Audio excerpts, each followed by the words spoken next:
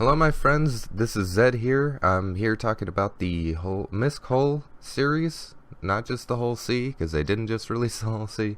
What you're seeing right now is the Hull C, of course. This is the a re-recording of the CIG's Vimeo page. They have a lot of these animations on here. They first started with the Orion, I think, and they did a couple other ones for showing off the how this is going to animate type deal. And I absolutely love this. I love this spindle that they have because you can clearly see that there's enough room for somebody to walk all the way down that spindle to get to the rear of the ship. And I think that's going to be really interesting because people are going to be walking around on this ship while it extends, and that's just interesting to me because it's like this thing where you're going to be walking along, but you're not really going to be getting anywhere because somebody's going to be messing with you. They're going to extend it out and then retract it. If that's able to be done on command, which I really hope that it is. I'm a big advocate for allowing everybody to use every functionality of the ship that they want when they want to use it. Even if that means to the detriment of the ship itself. Excuse me. You'll see here it's got about 3 turrets on it.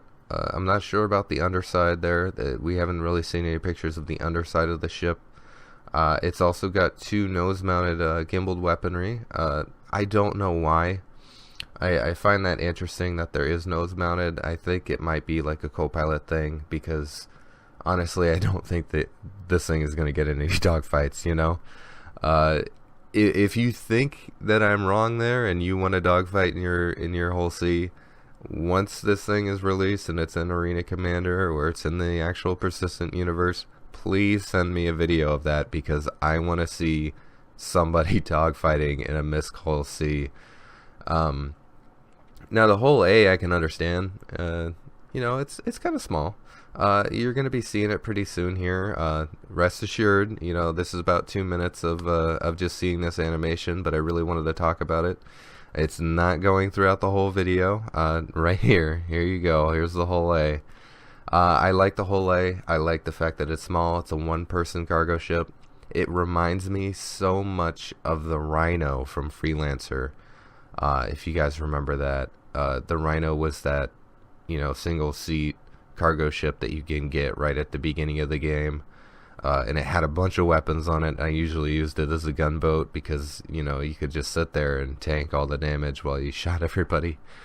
But I really like this. Now this one is one that you can land with the cargo spindle flared out, so you can have cargo on your ship when you're landing on planet side. They've stated that not all of them can do that. I believe it's the Hull A and B that can land with cargo on there.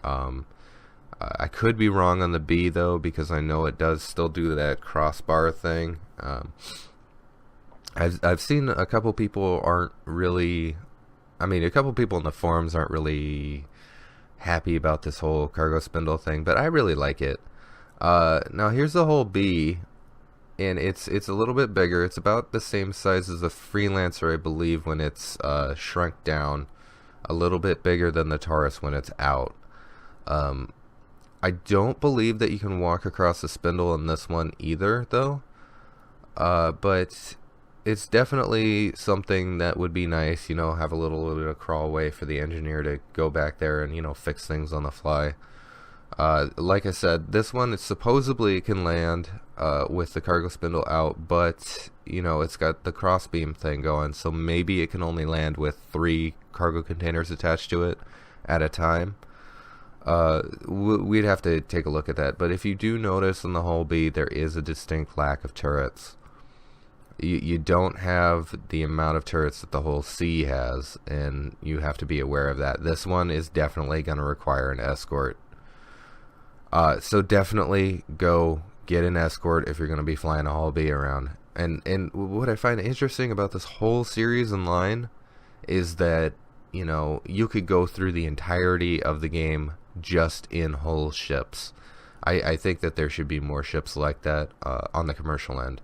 Here's the Hull C. Here's what we've been seeing.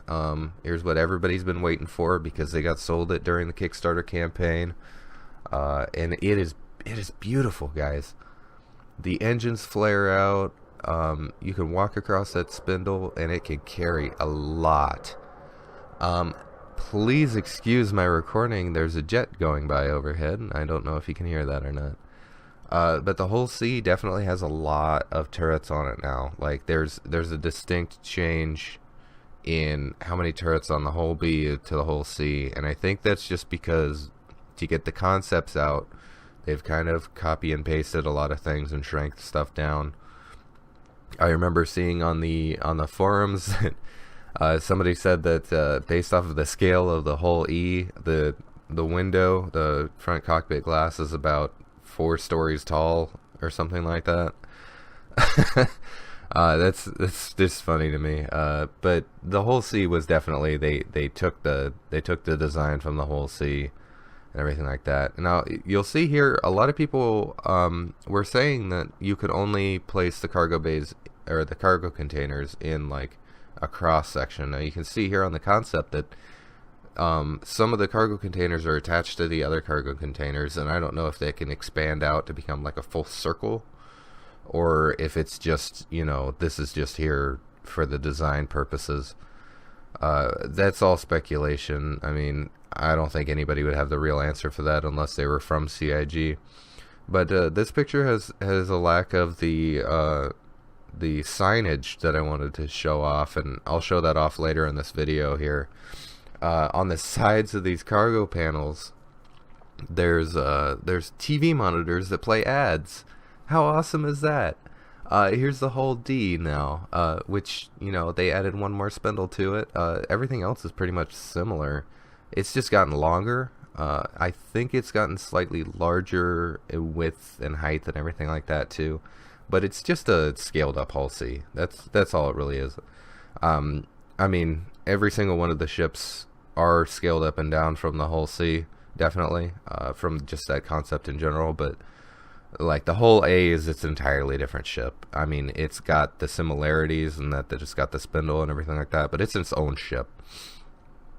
The Hull D is going to be probably what we're going to be seeing the most of in the persistent universe. They say it's going to be the Hull C, but I think it's going to be a Hull D because it can carry that extra load of cargo, and it's still small enough to where a couple of fighters can escort it and everything like that. Like that's all that you really need. You need a couple fighters. The Hull E though, that is a ship that is bigger when splayed out than the Idris. Now you have to think about that. Like there's going to be a couple of times where you need to rearm your Idris, and you got a Hull E coming in who needs to do it, whether that be like foodstuffs or fuel or what.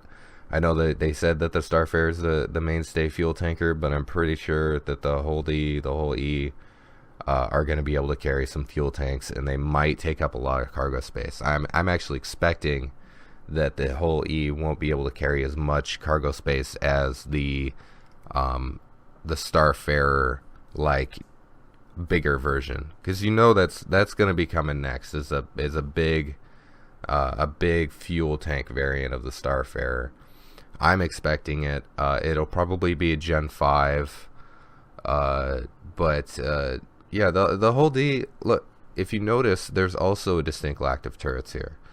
They've gotten rid of the lower rear turret that was on the Hull C. And on the front end, it's got a tiny turret in the front, a really big turret in the back. Based on the stats page, you know, which will change, and I never take that ever, you know, there could be different. But the Hull E now returns to having all the turrets. They added one more spindle space, and the ship, like I said, is about the same size as the Idris.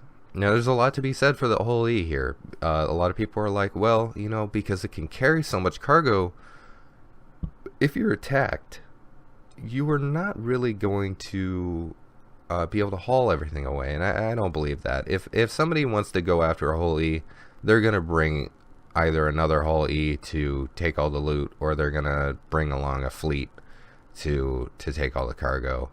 Or they're going to bring along a reclaimer. I've heard a lot of arguments for pirate squads carrying reclaimers around because they want to destroy a ship and take their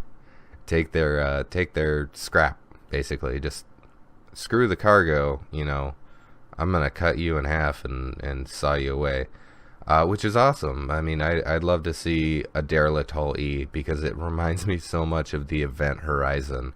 If you guys have ever seen that movie, the Event Horizon was a horror movie based in space. I believe they went to like Jupiter or something like that, and then they were testing out a hyperdrive, and they ended up going into the wrong dimension, and the guy from Jurassic Park, I forgot his name.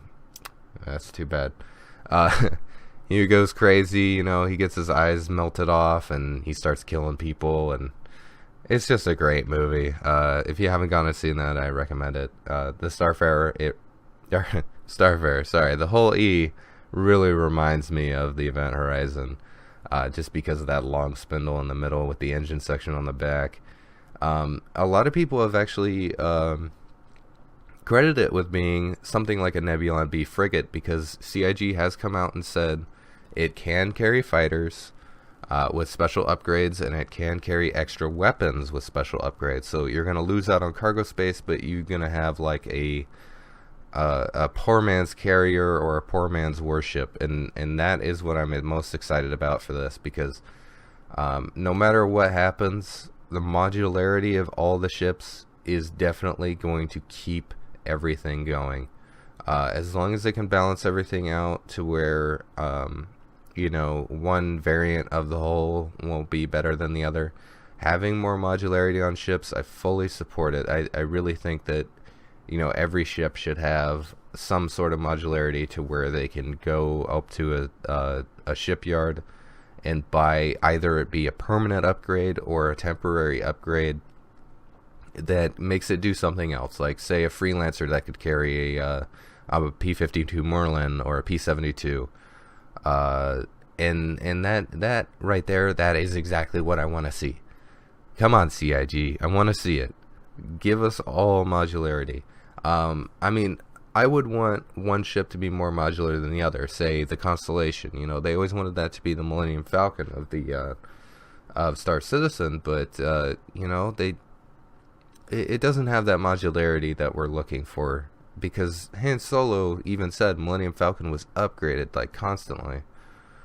And here's another shot of the Hull E, and I zoomed it in a little bit. You can't really see the front right now. I zoomed it in so that you can see this right here, the banners on the side. You know what I want to see most of? I want to see organization promos on people's ships, pre-approved by the captains of the ships, of course. There's a couple of organizations that I myself would not want to see represented on my hull if I had one. I don't have one. I did not get one, guys. Sorry. I really want to see, though, I want to see my organization's advertisements going. I want to see I just want to see organization advertisements. I want to see concept art. Like, you see the concept art right there on the side of the ship. I want to see player art that's approved by CIG to be put in there on a banner so that everybody can see it. And another thing that this points out to me is that because these banners are on these ships, there is something that's going to happen, I'm moving back and forth in between these so that you can see how these stack up. So don't yell at me. This is intentional. How these crates stack up together.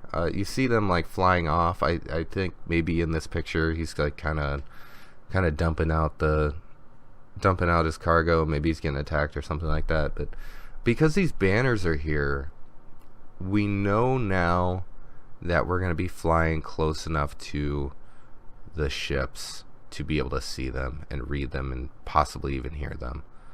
So think about that, guys, for sure. And as always, fly with honor, my friends. And I will see you next time.